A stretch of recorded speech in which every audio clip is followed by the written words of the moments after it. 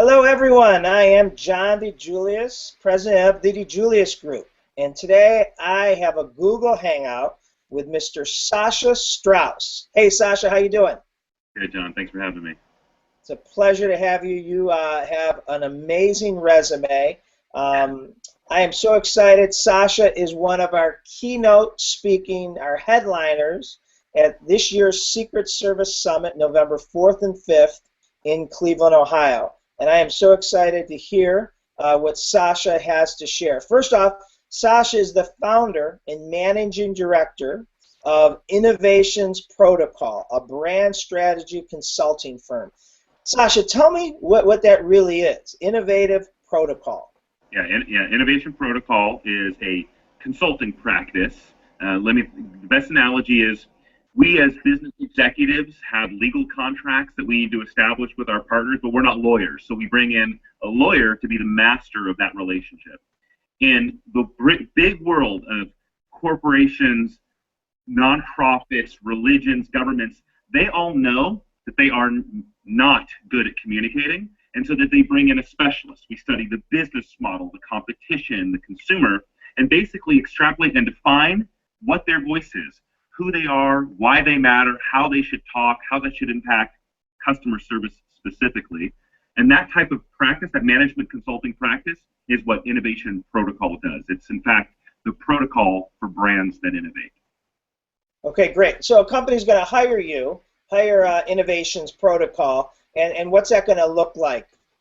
Well, usually it's about a 6-month engagement. Got about 5 or 6 people that are put on each team, and those folks are research analysts, strategic thinkers, communications experts, graphic designers, developers. And so when a big corporation, you could just pick one in your mind, look around your office, look around your desk and be like, okay, Moleskine, they're a notebook manufacturer, or Coca-Cola beverage, or Starbucks, or Bank of America. It doesn't matter necessarily. They're great at manufacturing their products, and so they teach us how they manufacture the product, but that's only 25% of the equation. The other 75% is, well, where does the product show up? How is the consumer behaving in those markets? What's emotionally tugging at the consumer when they're buying these goods? Those types of intangibles actually have major impact on the bottom line. So consulting firms like Innovation Protocol and all of my competition have blossomed in the last 20 years because these institutions, these publicly held corporations, these religions, these governments, etc., are tapering back. They're focusing more on what they actually functionally do and less about communicating it, and they're bringing in experts to facilitate that communication. So Awesome. About a 6-month program, yeah. And some nice names here: Warner Brothers, Johnson & Johnson, eBay, some great client list. Thanks. So you don't look like you're too busy. You got this going on. You're a international keynote speaker, and we've spoken at a lot of the same forums. You're one of the highest rated EO and YPO speakers. That's how I heard about you. People said you got to have Sasha. And if that's not enough, you got something going on as a academic professor, if I have it right. Yeah, it's true. Like you started the conversation with me, John. Like what is branding? What does Innovation Protocol do? Everyone's asking the same question, but they're asking with the same sincerity, which is, we know that this is a priority, we just don't understand it. And so what the business schools at USC and UCLA asked me to start doing quite a few years ago was, we've got these MBAs graduating, they have their masters in business administration, which focuses on human resource, pricing, etc. But these folks, these masters of business administration, have never learned how to communicate business.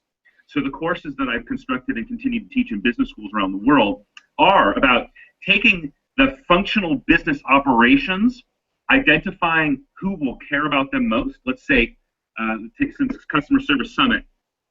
Customer service makes no product. They only serve the product. They serve the audience, right? Well, the problem with customer service folks is that they're sitting there alone in their little vessel. They don't know what it took to make the goods. They don't know what's going to happen after they've done serving the customer. There's this huge void in the center. Well, what we have found is that if you teach business school students, MBAs, listen, You've got all of these representatives, customer service, product design, etc., that are impacting the perception of your business. You got to train customer service. You got to help them understand not only who the 10 major competitors are and what those competitors are up to, but who are the new guys? Who are the disruptive innovators? So that way when you're serving a customer on the phone and they mention company X, you don't have to sit on the phone and feel astonished. You turn back to the education where you're like, yeah, I've heard about those guys. What they're doing is interesting, but what we do is different. It helps frame their confidence and helps build a relationship with the customer. So back to your question, what I'm teaching in business school is, okay, let's take all of these classes that you've been studying so hard in human resources, et cetera, and ask yourself, all right, if you're in the human resources business, who are the humans you're resourcing and how do you communicate with them? How do you empathize with what they're going through to effectively teach them to be the best representation of your business?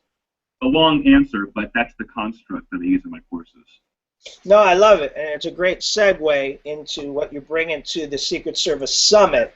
And Yeah. it's a great perspective, a new angle than we've ever had before. And one of the things I speak on when we're creating a customer experience, and you just said it, is you got to have empathy and compassion, right, for the customer. We really got to understand. And in most times, in most businesses, the person being the service provider is not the customer. Meaning they aren't the typical person to be buying, so they can't relate to what it's like to be that customer, and they don't have as much empathy and compassion. So a lot of times where we start is we create a day in the life of a customer video, all the things they're going through, so you're like, whoa, I what I do here is going to have a profound impact on their day or their life.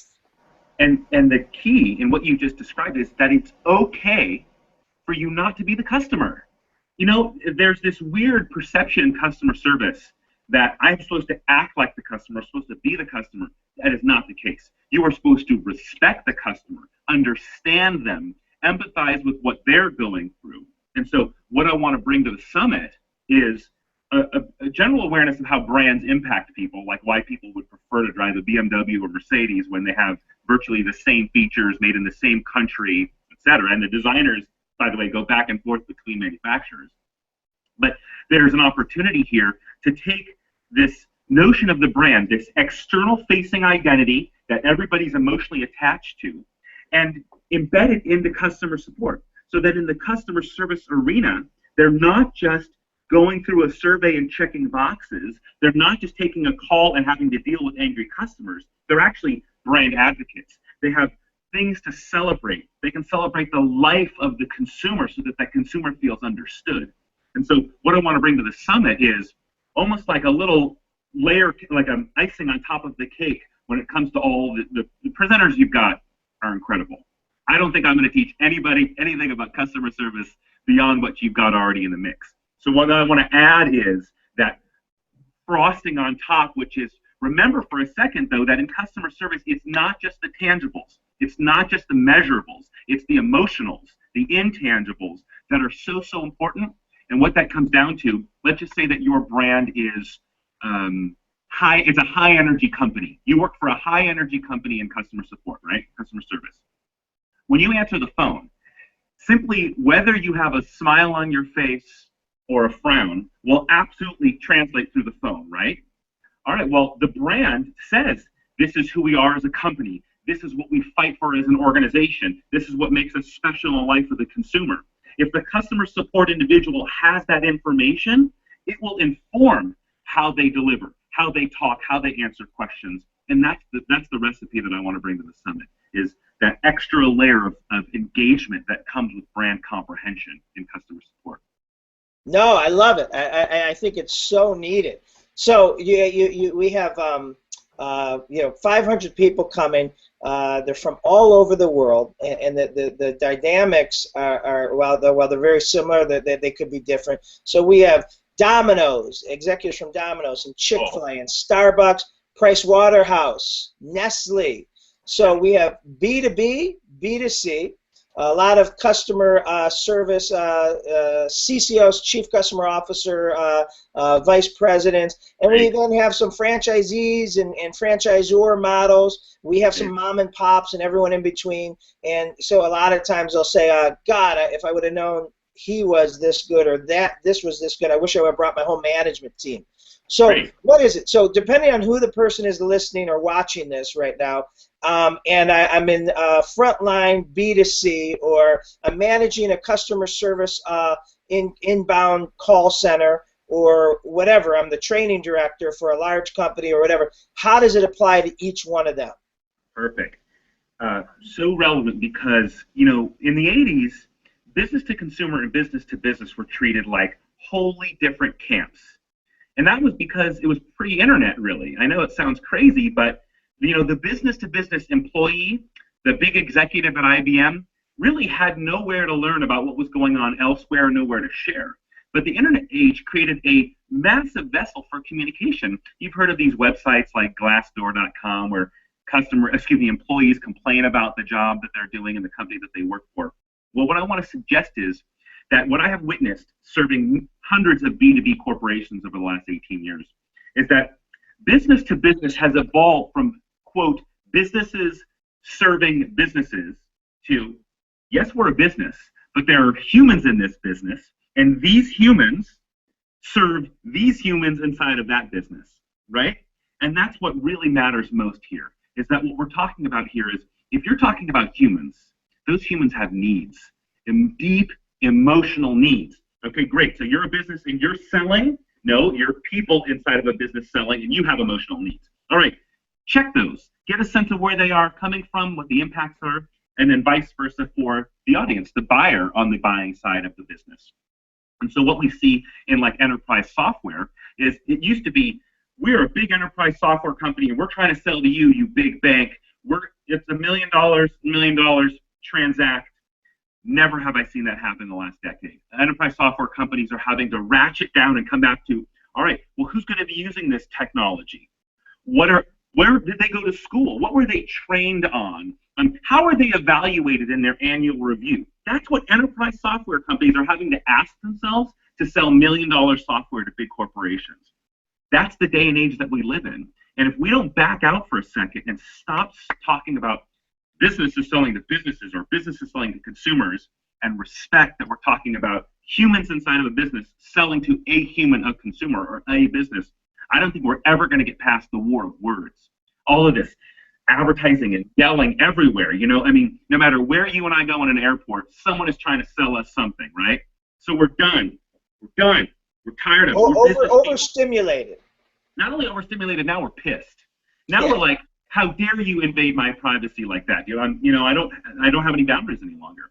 So back to the question here, is that in this day and age, business to business and business to consumer have devolved into humans inside businesses interacting with other humans. And that's where brand, who we are as a company, why we matter, what we fight for, what we believe in, how we feel about those competitors, how we feel about our industry, how we feel about you as a consumer, that aura of understanding becomes the highest priority when you're dealing with humans inside businesses, dealing with humans inside businesses. So again, that's what I hope to bring to the summit. No, I mean, I love this. I think this is so needed. So what do you think, November 4th and 5th, November 6th, 7th, they come back to their world, and they gather their people around. What is the one thing, after listening to Sasha Strauss's keynote, that they could say, and I know there's a lot of takeaways, but what's the one thing that they could say, guys, this is the thing that's going to help and impact our business the most in the next 6 months? Well, this is what Sasha told us. You know, and I don't even need to be quoted for it, and I'll put it in the simplest context, which is every customer in every business wants a partner. They want someone on the other side who they can relate to, who they feel understands them, right? I mean, you and I as customers in any situation, we feel misunderstood. We feel frustrated that the folk on the other side doesn't get what it is that I'm going through. So what I hope the audience takes away from my presentation when they go back to work is to put everybody on pause for a second and remember the customer service, customer support is not about selling more product. I respect that that might be the financial incentive, but that comes with partnership, where the individual you're serving doesn't feel like you're a servant. They feel like you're their peer, their partner that understands what they're going through, respects the situations that they're in, and only wants to help them get through that challenge. It sounds like a crazy concept to evolve customer service to partnership, but if you really back out enough and say, no customer wants to feel like they're talking to a customer service agent. They want to feel like they're talking to someone that understands the situation that they're in and can help them get out of it, right? That's the extraction here, is if we can just change the customer support arena to a level where they respect that this is not about checking boxes and delivering on support. It's about enabling your partners, your customer partners, to achieve their goals. It's just a higher level of respect. It's a higher order of communication, and I think that that could benefit anyone at the conference. No, I love this. This is the thing that I was told about you, Sasha. I could see it. Is that this isn't elementary? This isn't, you know, customer service 101. You're taking, you know, and that's why we're having you. The people here, you know, they're coming. The companies, they're not struggling at customer service, even though they think they are. They're already great, but you're adding a dimension and a layer. And you're right. Listen, Sasha, I'm your, you know, I'm your partner, right? And I, you know, you want to make, you know, feel that as I'm trying to handle your situation on the other end of the phone or face to face, that I am is deeply, you know, rooted in this, and that I, you know, if I can't get it right, I'm going to feel worse than you. And that's why I love that partnership, and that I'm invested in there with you instead of being a faceless, you know, humanless agent. That you're are my eighth caller of this hour. Right? And that's, I mean, it just makes you feel pathetic when you're that customer and you're, you know, you're call number 8 for that agent for the day. You just know that they don't care. You just know that there is no engagement. They're just trying to not get fired. Well, there's too much competition now, man. There are too many banks trying to take your customers. There's too many food suppliers trying to take your customers. If you think that just by anti-box checking, you're going to be able to survive this next era of the economy, sorry, man. I just cannot bet on that. It's just too risky. This is a human engagement. Social media is the proof of it. Social media is so imperfect. It's so jacked up on so many levels, but we use it. 1 billion people are on Facebook. That means that we are craving human connection, even in business. In fact, more in business because that's where we spend all our time. Every day, we're in business. We're working 12 hours a day. We go home at night, and business is still infecting our consciousness. We got to be humans, man. We got to be as human to each other as possible, and I think this is the day and age to do it. It's a relationship economy. Totally. And that's why, you know, you're so cutting edge. We're creating the customer service revolution, and this is what it's going to take to be a part and win that customer service revolution. Well said. There's something that Vern Harnish, I love, says. He says he gets so tired of the acronyms. Are you talking about B2B or B2C? And he says it's P2P, and you said that earlier. It's people serving people, and you can't get around that. And it really doesn't matter, you know, what the acronym is. You know, it's people taking care of people, internally, externally, in any model. Wonderful. Totally agree. Good. Well, great. You know, my only concern is if you're going to have some energy and passion, right? You know, and this is great. I mean, I'm so pumped up. I mean, like, I don't know if I can wait 4 months to hear this presentation. This is wonderful. And my clients, our clients and attendees are just education junkies, and they really like to do their research about who they're going to be listening to. So can you tell them, all of us, what's the best ways to find out more about Sasha, to read, listen, hear, watch more about Sasha, so they really come with a great understanding of where you're coming from? I'm honored, and you know, there's lots of little interesting nuggets to check out. There's a great Silicon Valley, now it's called Silicon Beach, Southern California, Silicon Valley, company called DocStock, and DocStock did a whole bunch of 30-second videos with me. There might be 12 or 14 of them, literally asking me questions like, how does brand naming work? And a 30-second dump. And so there's a great content source there. But if you go to Google and you just type in, or go to YouTube and you type in my name, there's probably about 10 different videos. There's TED videos speeches I've done, Google Think Branding conferences that I've keynoted. Some of my seminars from graduate school are up there. It's a real nice place to start. And if anybody wants to have a deeper conversation with me prior to the conference, I spend a lot of time on LinkedIn. It's a great place for business people to connect. In fact, LinkedIn had done a little documentary on innovation protocol. So all of that stuff is available if you search for my name. Great. And is there stuff at sashastrauss.com that is helpful, or? Yeah, in fact, by the time the conference comes around, there will be a new sashastrauss.com. So I'm excited to release it then. For years, it was where I did my primary business development for my speaking tours. But as you know, as a professional speaker, eventually you don't need any of that stuff. It's just your reputation that drives you. So I'm in that phase of my professional speaking career. So sashastrauss.com was taken down, but now for requests from folks like you, we're building it back up, and it should be live before the conference. That's great. And when you said the docs, how do you spell that docs if they want to find it? Yeah, doc stock, DOCSTOC, doc stock. I'll triple check the URL right now. And that's great. While you're doing it, I can attest. We Michael Cato, who is a former president of EO and a past speaker at the Secret Service Summit, great speaker, and along with Matt Stewart, they were like, John, you need to have Sasha at the next Secret Service Summit, and I contacted you well over a year ago, and you were booked. I mean, you are slammed. You're in dire. I mean, people want you. They want your message. It's so the appropriate time. It hasn't been heard before, so we're fortunate to reserve you for these dates for November 4th and 5th of 2013. So I've been waiting 18 months to get you in front of my audience, and they are just gonna they're gonna eat you up. I'm honored, John. I'm honored. Talking about those folks you mentioned, like Michael Cato and such, they have said to me in response, you got to talk to John DeJulius. He's the guy. You got to connect with him. So here we are. It's inevitable. It needed to happen. It took 18 months to make it happen, but again, the speakers you've had, the speakers you've got, the customers you've got coming. I'm excited just to be with these people. I don't care about my stage time. I just want to be in the room with these folks for 2 days. So thanks for putting it together, and I can't wait to participate. Thank you, Sasha. I'm so excited to see you in a few months and to turn my audience on to you. So I really appreciate the time for this video hangout. This was great information. Good. My pleasure, and I'm happy to have follow-up chats if necessary. Okay, great. All right, everyone.